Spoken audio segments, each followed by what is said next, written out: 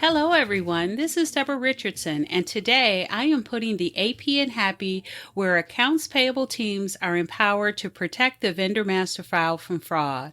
This podcast will give a voice to accounts payable team members by talking about the growing reality of cyber attacks in their world and which vendor setup and vendor management techniques they can apply to protect the vendor master file from fraud.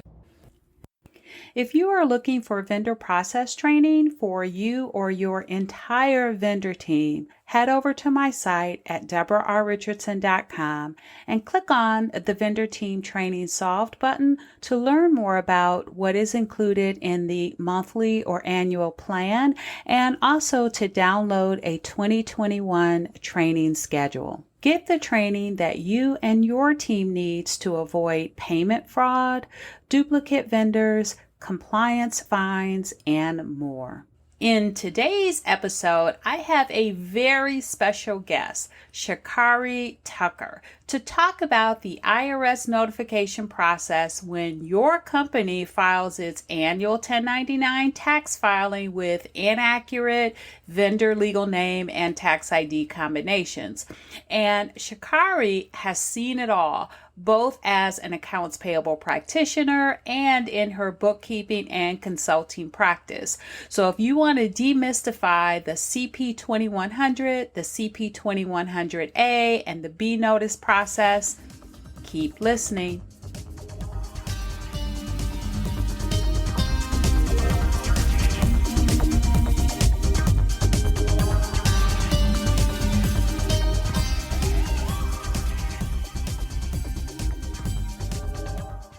Welcome to episode 139.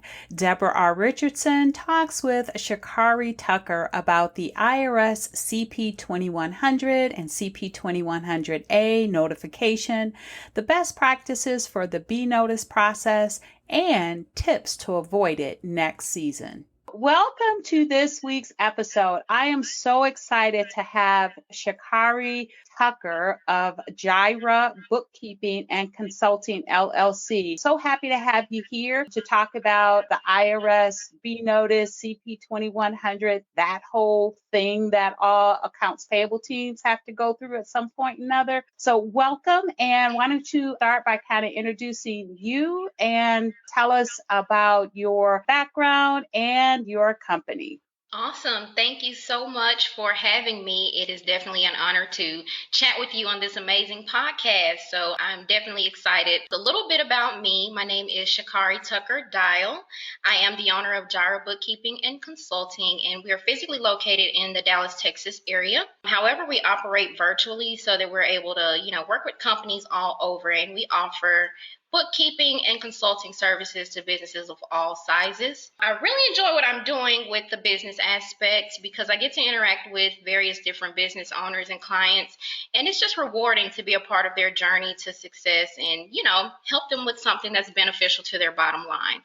Along with the business piece, I have about 10 years of general accounting experience, so I've had my hands in different aspects of accounting, and I have to say that my favorite function has been accounts payable, and that's how you and I came into contact through putting the AP in Happy.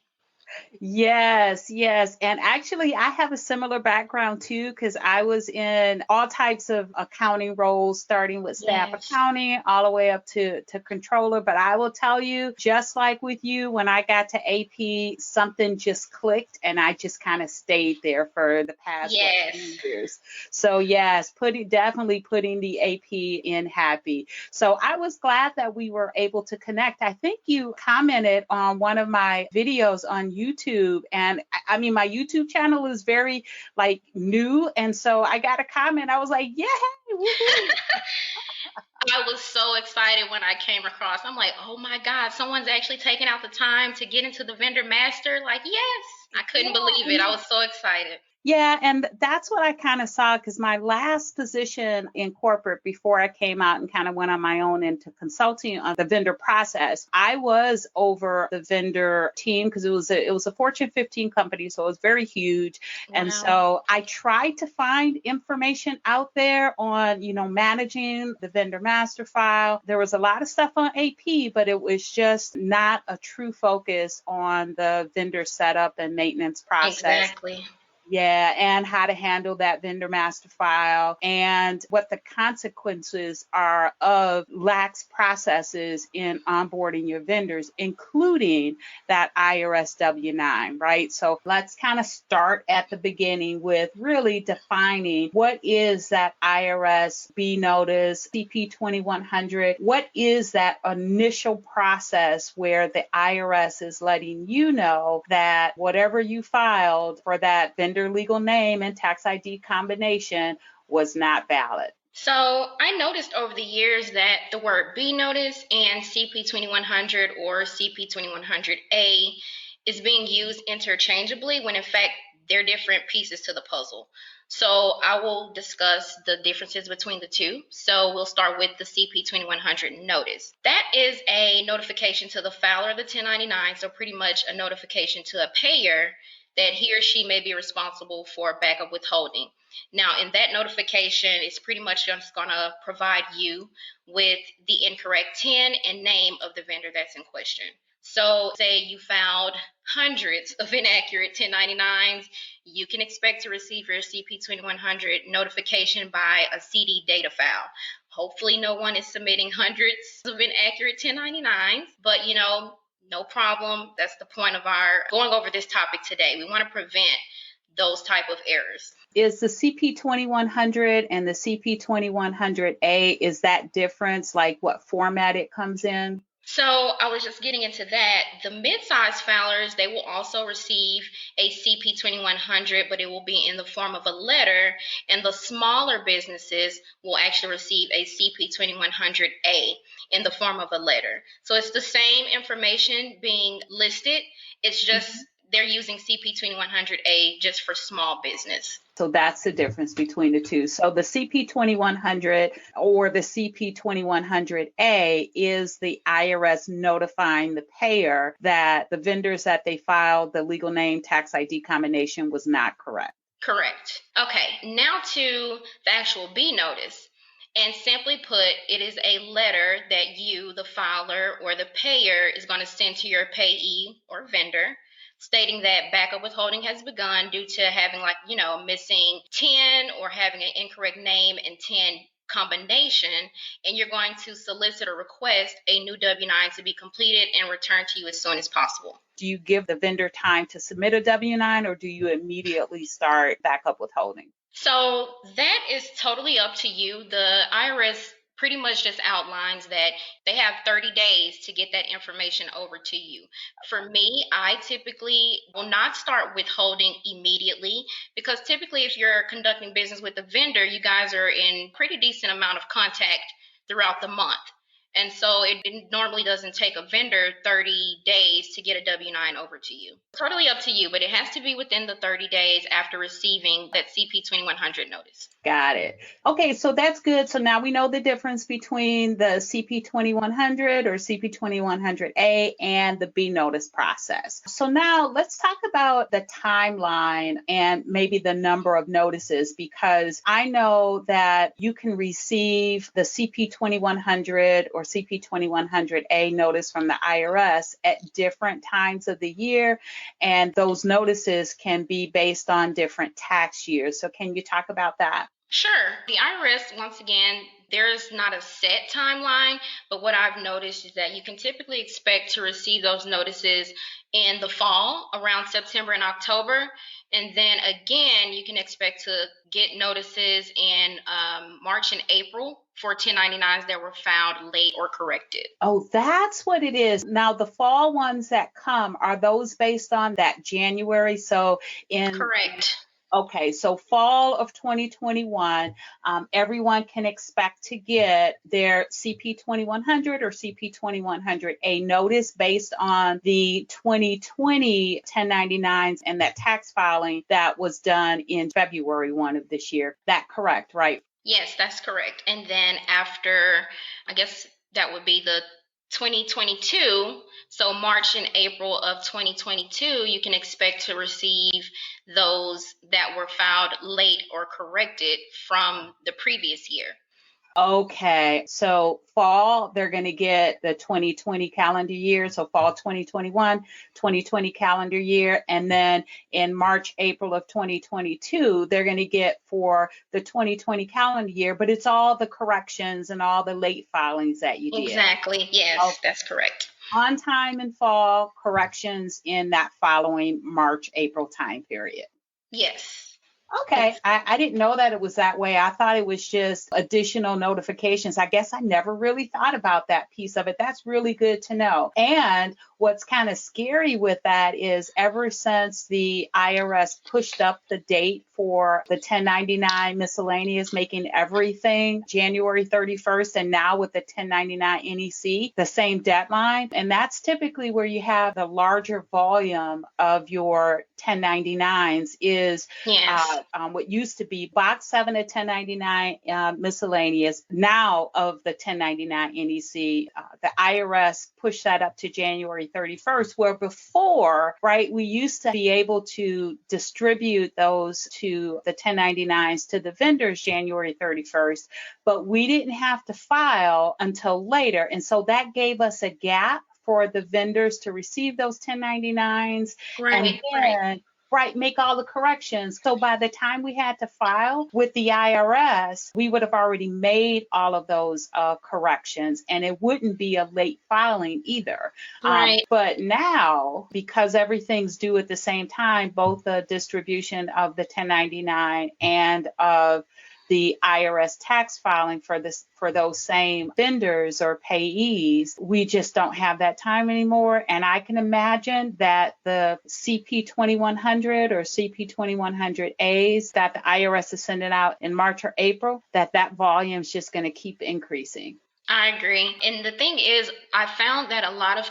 companies, they did not have everything together to take on the change for that 1099 NEC form. So a lot of hiccups happened during 1099 season this year. And I think that, you can just, I'm pretty sure they're overwhelmed with CP2100 notices hot off the press, possibly late fees and things of that nature. It was just different this year. And I found that they just weren't prepared. Yeah, and I know that this episode will be published June 2021, and maybe, right, we may have had some folks receiving those CP2100, CP2100A notices. That would have been actually for the tax year 2019. So it may not be as high, but I can imagine next year this time, everyone's probably going to be dealing with a higher volume for those late filings and those corrections. Yep, absolutely. So let's talk about then, once you receive that notice from the IRS, once you identify that you have to go through that B notice process, what are the steps? We kind of talked about it a bit, but if you can go into more detail about what are the steps to take as part of that B notice process with the vendors. So first, I want to go over the fact that there are two B notices, which we would call your first B notice and a second B notice. Okay. So when you first receive that CP2100 notification or letter from the IRS, you're going to want to determine if this is the first CP2100 notice that you've received for that vendor within the last 3 years. So here's the kicker.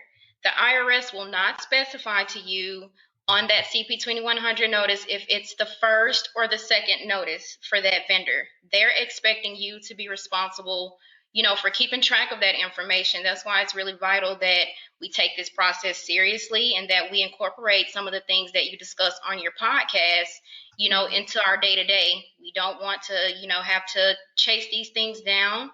We want to be able to, if we are in error, we want to be able to abide by the guidelines at the IRS and meet their deadlines. So If you notice or you realize, okay, this is our first notice for this vendor, then you, the filer, you have 15 business days to send out the B notice to the vendor.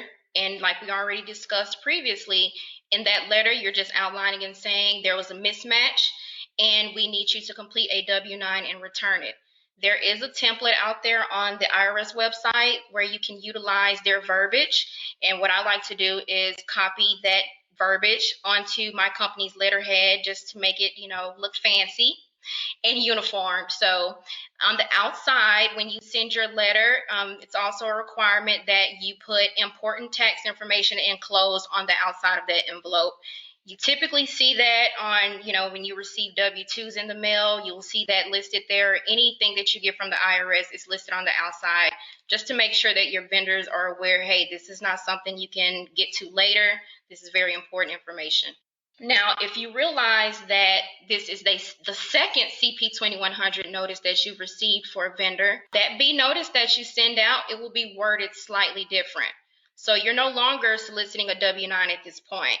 The letter will instruct the vendor to contact the IRS. And at that point, you as the filer, you're going to be waiting on a confirmation from either the Social Security Administration or the IRS with that validation. So let's talk about that. So first off, you need to know, or you need to track whether it's your first notice or the second notice. If Right. it's first notice, the IRS has a template. You send it to the vendor, and great tip, putting on the outside of the envelope that it's an important tax document enclosed. So in that letter, you're just asking for a copy of the W-9. Yes, and you're letting them know that we will potentially start with backup withholding. Okay, so that's the first notice. And if the vendor sends you their IRS W-9 and the IRS TIN check that you should be doing anyway comes out and it's a match, then everything's okay. Yes, everything's good to go. Now, at that point, let's say they sent you their W-9 and you checked your records and you saw that maybe you were in error, a keying error, then you would just make the correction and move forward. If you get it, you want to make sure that you're going back and that you're double checking these tax ID numbers. You're going to make the correction based off of what you received. Ideally, then that will be the situation. You'll send that out to your vendor. Your vendor will send you their W-9 within that, was it the 15 business day time period? Yes, that's correct. So they'll send you a W-9, you will do the IRS TIN match. Maybe they changed your name, or maybe you fat fingered it, whichever one, you do the TIN match. Hopefully that will be successful. That's the ideal case. You'll update your accounting system or ERP, and that will be the end of it. Yes. Now, if you decided earlier on before getting that W-9, if you decided that you wanted to start the backup withholding, you would stop backup withholding within 30 days after receiving that W-9. Okay, if you decided in that first notice process that you were going to start backup withholding, and I could see that being the case because that's the incentive to get that W-9 from your vendor. Correct. But once you do that, they give you the W-9, everything's great. You do the match, you update your system, and then you stop backup withholding within 30 days.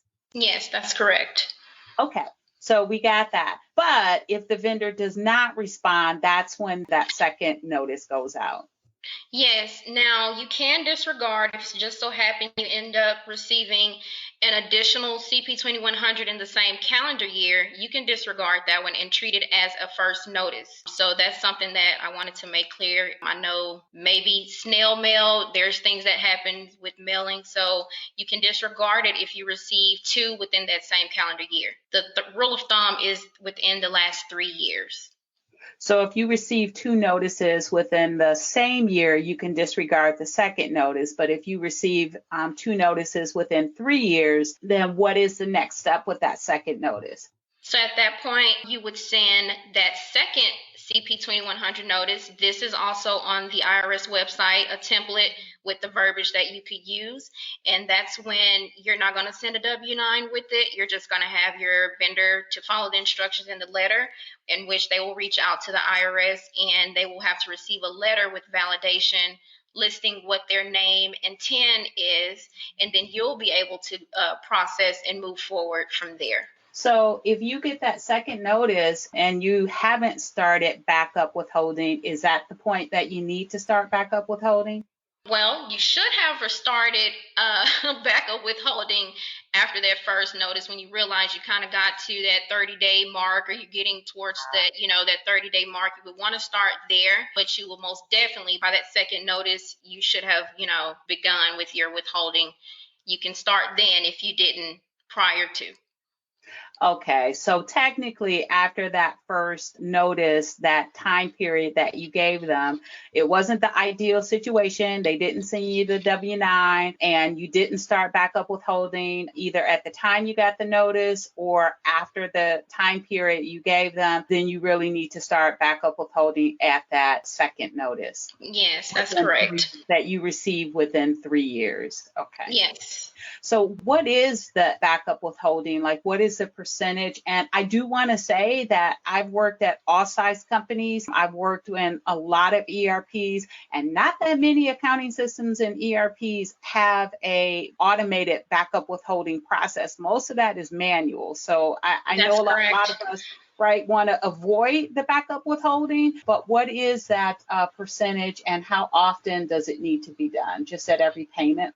So I guess to anyone that may not be familiar with backup withholding, it is just pretty much you withholding a percentage of payments that you've made for the vendor, and you're paying that total to the IRS. So currently, that percentage is 24%, which in my opinion is pretty high. That is a huge discount. Okay, so the IRS is pretty much saying that since you were not able to provide accurate information regarding this vendor's income, and we can't tax them properly because you haven't given us what we need, you're now responsible for covering the taxes. And so I always give the example when I discuss this topic. Let's say you paid a vendor $50,000. Well, you will be responsible for paying $12,000 to the IRS. That's a lot. That can be detrimental to a company, depending on the size. There's no cap with this, company size or dollar amount cap. There's no cap there. So, like I said, depending on the company size or the amount of the transaction, that can be very detrimental to a company. So one, I do remember when that percentage used to be 28%. It was 28% for the longest time. They recently changed it to 24%, which I don't really know why that is, but either one, like you said, the 24%, that's still huge. And usually when you're dealing with vendors, that's enough to get them to send you an accurate W-9. But not always. So let's go back here. You talked about the fact that the IRS is making the payer. So, the companies out there that are paying these vendors, they're responsible for sending in 24% of the payment that they made to these vendors. So if someone, when they get that CP2100 notice or CP2100A notice, and they send the first letter to the vendor with that time period, and if the vendor doesn't respond, they are really on the hook for that 24% of any payment they make to that vendor, even if they don't start backup withholding with the vendor. That is correct. And the thing is, the IRS has already given us a tool that they expect us to use, which is their TIN Match program. So if you're just, paying and you're not able to give them the information they need to do what they need to do for taxes, then they're going to try to hit you so that you can implement things in the future, to prevent interrupting what they do. So I guess the ultimate takeaway here is you need to pay attention to those notices from the IRS, CP2100, CP2100A, and you need to track those B notices that you send out, and you need to make sure that you follow up with those vendors that don't respond so that your company is not on the hook for the backup withholding, and that you started for the vendor to avoid your company having to be on the hook for that. Right. And then also, I forgot to mention, but there are types of payments that do not require withholding. And there's an Mhm. extensive list that you can find once again on the IRS website. But I'll give you a couple of examples. So let's say you have payments for rent or non employee compensation, which are your payments for services, and reportable gross proceeds paid to attorneys. You can expect to have to withhold for payment types such as those. But if you have payments for like real estate transactions or canceled debts, you would not be expected to withhold for those. Again, there is a list on the IRS website where you can get all those payment types. So basically, the vendors that might have to go through this process are those reportable vendors Yes, correct. for payments that are reportable. Okay, so that backup withholding was a big one, right? I know that's a very manual process, very time consuming. Do you have any tips to maybe avoid having to go through that whole process, period? Well, to be honest with you, the only process that I have implemented to help to prevent having to go through this process is doing a quarterly TIN check. I mean, it's as simple as that, making sure that you are requiring W-9s from your vendors. I do know companies that will conduct business first and then try to get that information later, and that's not always wise. You know, it may be like a one-time situation, but what you maybe received from that vendor, it may be reportable. And so if you're not able to get back in contact with them, then you're pretty much left liable for the taxes, and no one wants to pay unnecessary, give away free money, so to say. But once again, I'm really big on the quarterly bulk check and no exception. If I cannot get a W-9 and I cannot validate at that time, I can't validate your TIN, then I can't move forward with releasing payment to you. That's the process that I implement. And that's what I've seen what works with really large companies. Yeah, that's a great point and a great tip to always collect that IRS W-9. But I know you've seen it and I've seen it too. One, the vendors don't want to submit it because some of them don't want to be reported to the IRS, but others, Right.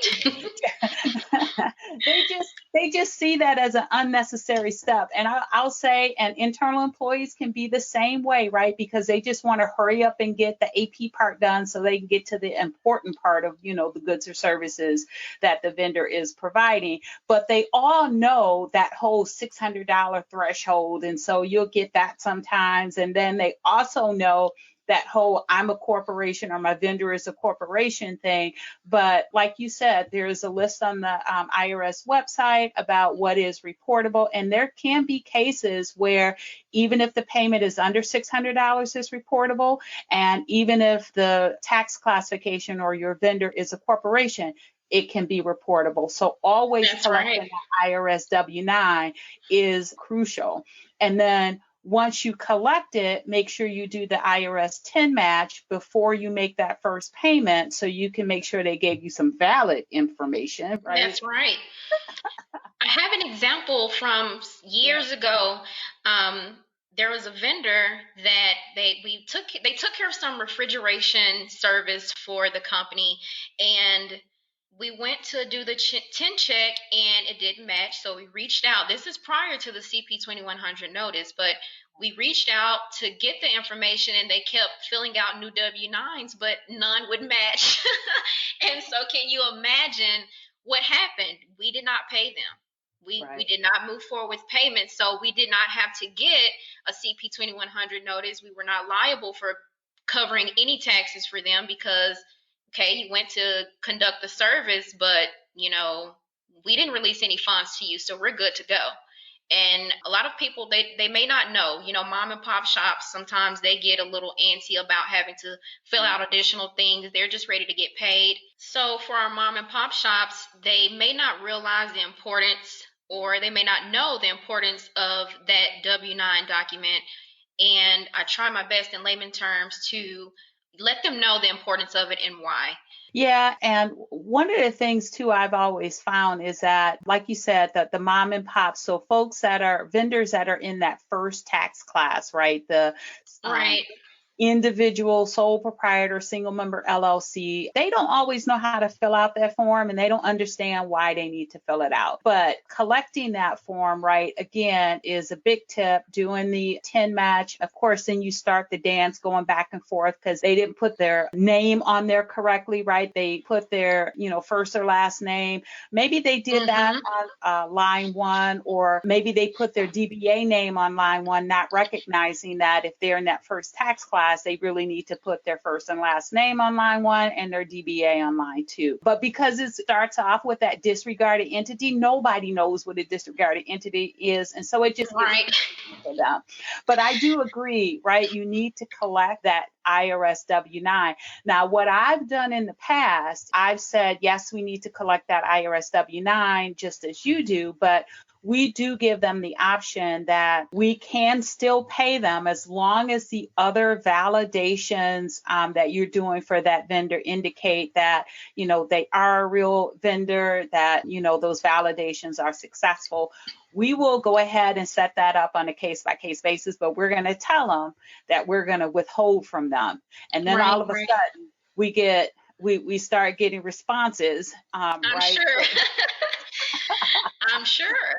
And then we don't have to worry about it. Because part of the reason why we did that is because sometimes, depending on I guess all companies may have this problem, but you get an invoice in before you set the vendor up, because that's just what happens, right? They get the goods and services before they let AP know, and then all of a sudden you're stuck with an invoice, but you don't have a vendor set up yet, so you have to pay them. And so we would put that threat out there of the withholding, and that's always, most of the time, that was enough, because again, we didn't have a way to automatically back up withhold. That would have been a manual process. So we didn't want to do that, and they didn't want to have 24% withheld. So that was a win-win. That's a great tip, to always collect that W-9 and do that TIN check at the time you collect it. But then the second one you talked about was the IRS bulk TIN match, and doing that on at least a quarterly. Well, I always say monthly, quarterly, semi-annually, or at the very least annually. But I think quarterly is very doable, and it's not a process that's very hard to do. And what it does is that it catches those vendors that may have, changed their name, changed their tax ID, merged, got acquired. That's right. Right. And so now you don't, and if you do it more than once a year, you're not stuck, in the fourth quarter of the year, whenever most people do it, because most people do it, if they do it at all, before they have to file.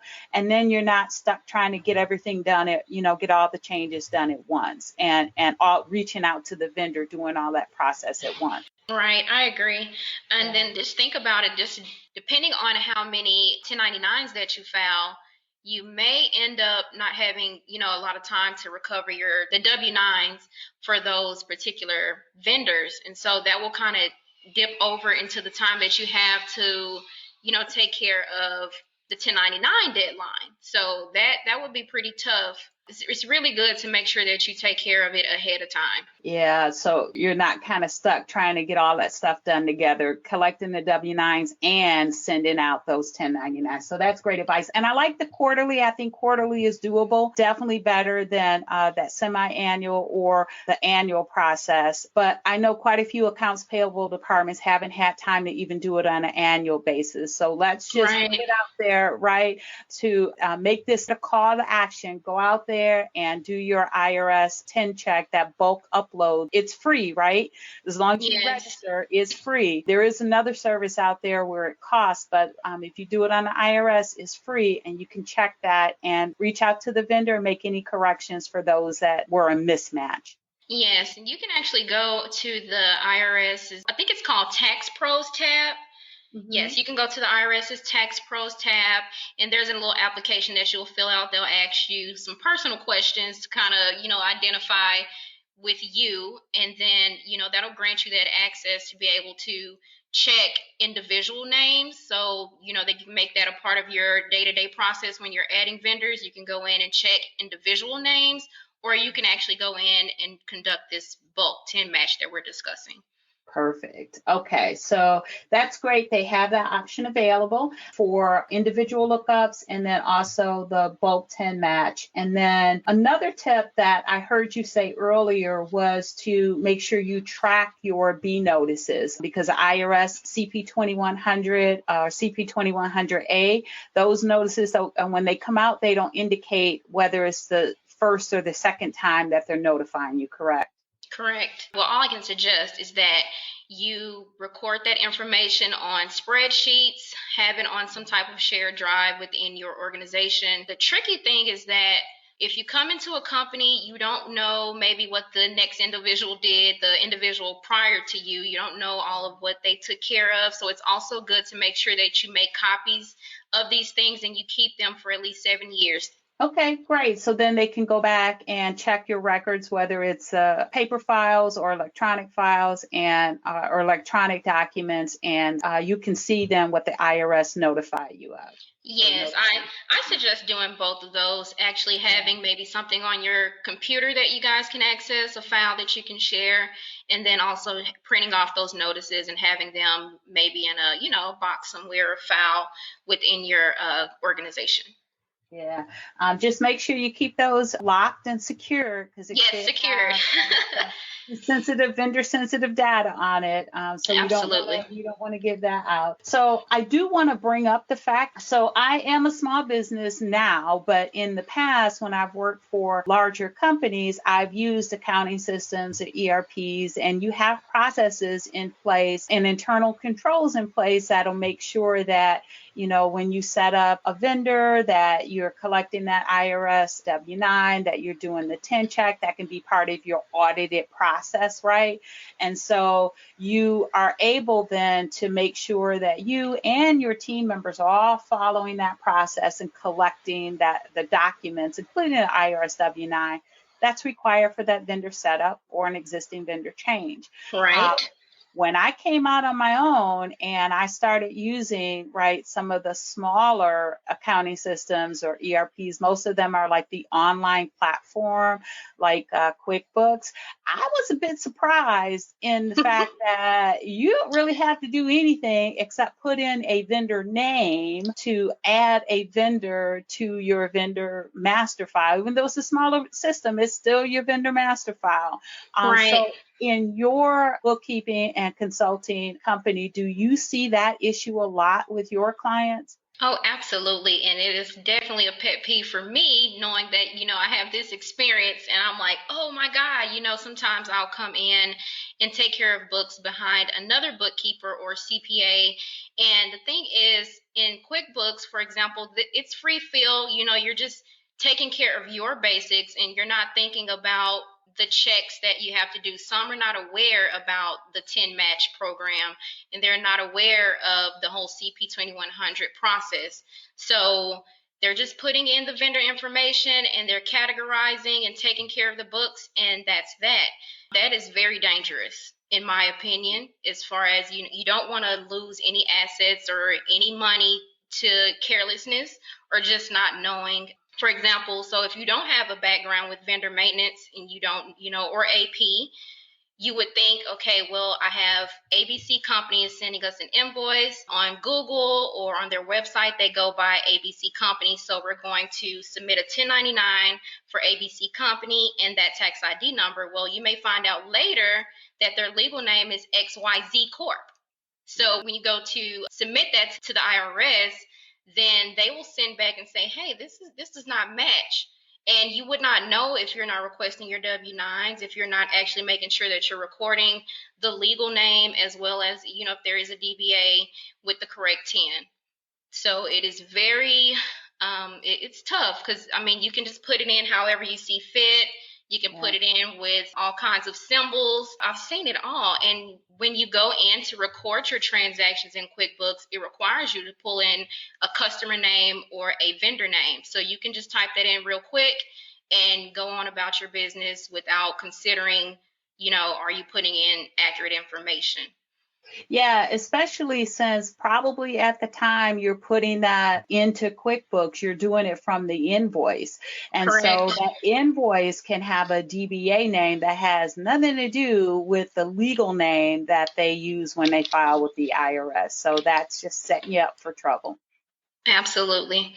Yeah. So thank you, Shakari, for coming on and sharing your knowledge in the IRS process for letting companies know when they submitted tax information that did not match with their vendor's IRS legal name and tax ID combination. So where can listeners go if they want more information from you or they want to connect with you and get more information on your services? Absolutely. You can check out our website. It is www.jireh, book, B-O-O-K, co.com.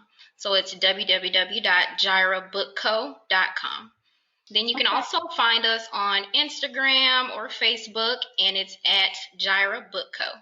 Okay, I will actually put all of that in the show notes, and I'll also put in the show notes links to, you talked about the Tax Pro site for the IRS, and that's where you go to register to do the TIN Match lookups, and then that'll also allow you to do the bulk upload as well. And then you also talked about the standardized language that the IRS gives for the 2B notices, the first one and the second one. Yes. So I'll get links to those as well. That's actually great information. I probably knew that at one time, but it's been a while since I've been close to that process. So I'll go ahead and make sure that we'll have that available as a link to all of the listeners. Awesome. All right. Well, thanks again for coming on. Appreciate it. Thank you so much for having me. I enjoyed this conversation. Seems like we could relate to a lot of the woes of, not maintaining your vendor master in the best way.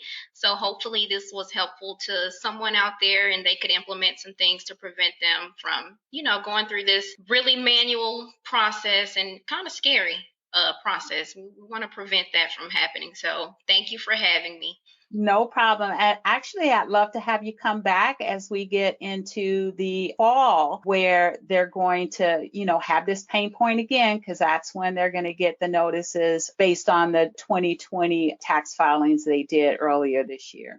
I would love to join you. So I hope you had some valuable takeaways in today's interview, and I'll definitely have Shakari back on in the future.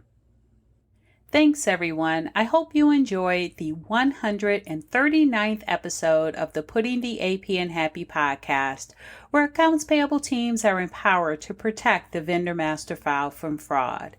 Don't forget to check the show notes for the links mentioned in the podcast. If you enjoyed this episode, consider subscribing and writing a review of my podcast on the platform that you use to listen. Stay happy.